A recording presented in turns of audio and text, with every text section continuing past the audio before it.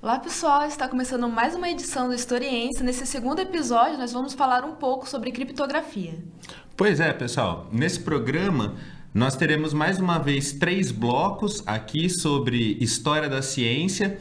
Sobre criptografia, nós abordaremos a história da criptografia em geral, da antiguidade até o século XIX, e depois nós vamos estudar 2 casos muito importantes na história da criptografia: a máquina alemã Enigma e a sua decodificação, e o chamado Código Navarro.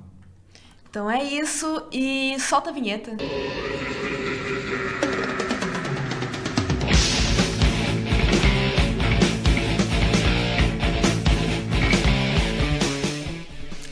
Bom, Nayara, o nosso tema dessa semana aqui é a criptografia. Muitas pessoas às vezes acabam confundindo a ideia de criptografia com tradução, etc. Então acho que a melhor parte é a gente começar esse programa explicando direitinho para a nossa audiência o que significa criptografia. Bom, é importante entender que você pode definir o sentido de criptografia e criptoanálise. A criptografia é basicamente a codificação de alguma mensagem que você quer passar visando que ela não seja interceptada por alguém que não seja do seu interesse e que não seja lida por outra pessoa.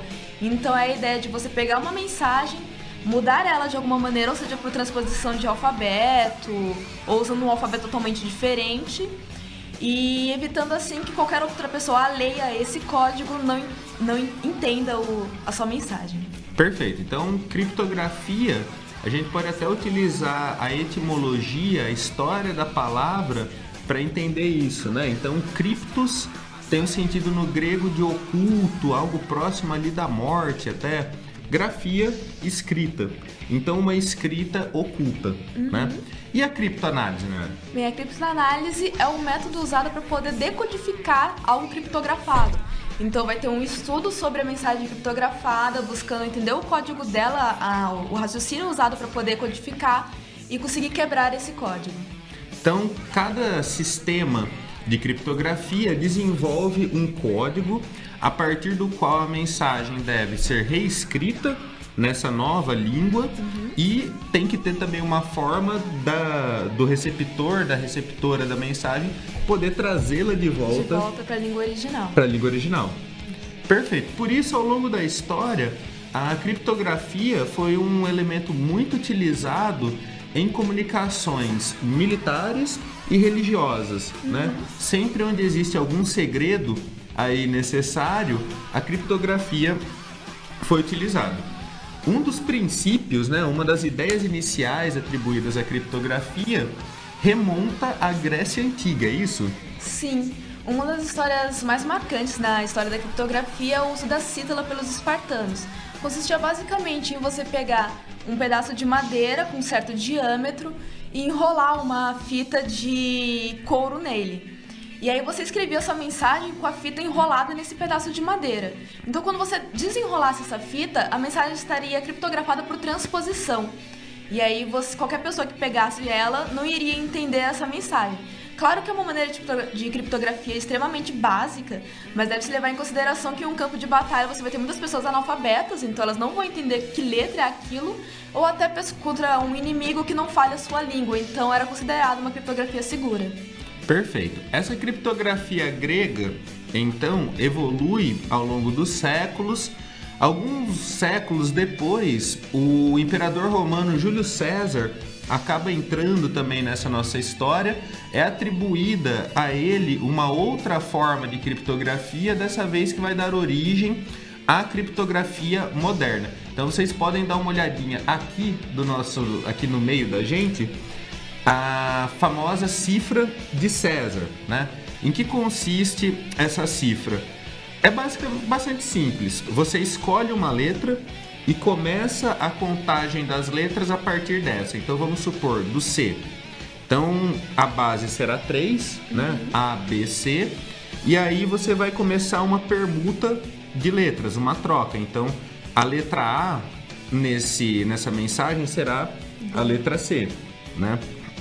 A letra B será a letra D, por aí por diante. Então, por essa base, Você tem uma troca, a mensagem fica ali confusa, mas é uma permutação bastante simples, né? Então, todo esse tipo de cifra, independente se começa em C, D, E, F, acaba conhecida como cifra de César. Isso, por utilizar o padrão de transpor uma letra para uma outra posição, sempre seguindo o mesmo padrão, de 2 em 2, 3 em 3. Perfeito. Na Idade Média, europeia, medieval, nós tivemos também uma mudança nesse processo de cifra, com uma cifra que na época foi considerada inquebrável. Sim, é a cifra de Wiener.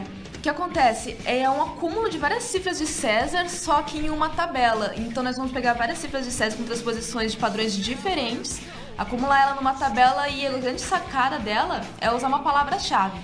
Ela foi desenvolvida primeiro em 1553, depois ela ganha uma certa evolução, e quando ela ganha essa evolução, que é quando ela é chamada da cifra inquebrável, ela chega a ficar 2 séculos sem conseguir que alguém a decifre. E o indivíduo que vai decifrar essa cifra alguns séculos depois não é nada mais, nada menos do que o Charles Babbage, que já apareceu no nosso programa passado, quando nós falávamos sobre o computador da Ada Lovelace. Vocês lembram?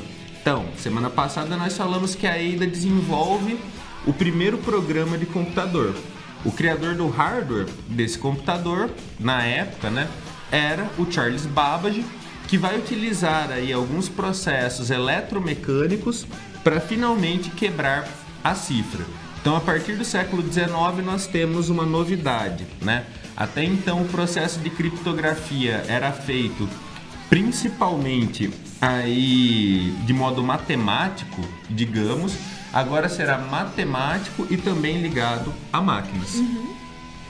Ao final, na metade, na verdade, do século XIX, nós tivemos mais um personagem muito interessante nessa nossa história da criptografia. Conta pra gente, Nayara, quem é o escritor famoso que brincou nessas áreas também? É o famoso Edgar Allan Poe. Ele é muito conhecido pelos contos dele, contos de terror e poemas enigmáticos, mas ele também era muito marcado, ele também tinha um certo vício em decifrar códigos e mensagens criptografadas, e aí ele começa a criptografar em série e decodificar, e acaba ficando famoso por isso.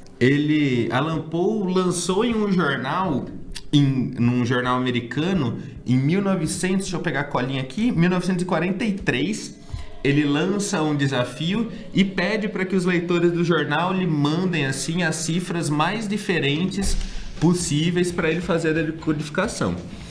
Dizem os dados aí que ele recebe centenas de cifras e ele teria decifrado praticamente todas, a não ser as enviadas por um tal de Mr. W.P. Tyler, que algumas pessoas inclusive atribuem ao próprio Edgar Allan Poe. Então seria ele escrevendo para ele mesmo como um pseudônimo, lançando aí essas cifras.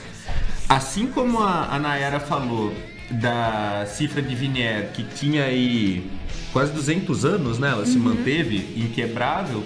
O desafio de Allan Poe se manteve até 1990.